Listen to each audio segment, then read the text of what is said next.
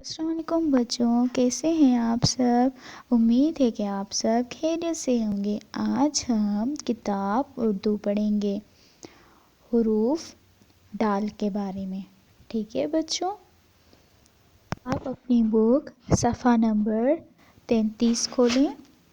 ठीक है बच्चों, अब यहाँ पर देखें आप सफ़ा नंबर 33 पर आज हम डाल के बारे में पढ़ेंगे। ठीक है बच्चों, डाल कैसे होता है। डाल गोल होता है। डाल कैसे होता है, गोल होता है। ठीक है बच्चों, अब इसके ऊपर हम हाथ फेरेंगे। लेकिन उससे पहले हम डाल से शुरू होने वाली चीज़ें पढ़ेंगे। कौन सी हैं।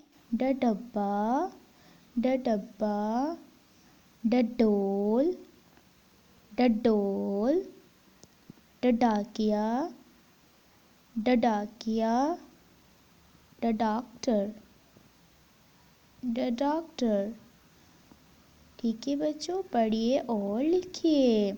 यहाँ पर हम तारीख भी लिखेंगे। और ठीक है बच्चों, अब अपने हाथ में पेंसिल लें और डाल के ऊपर हम हाथ फेरेंगे। ठीक है बच्चों, पहले हम तारीख लिखेंगे। 22 तारीख, 12वां महीना, 2020।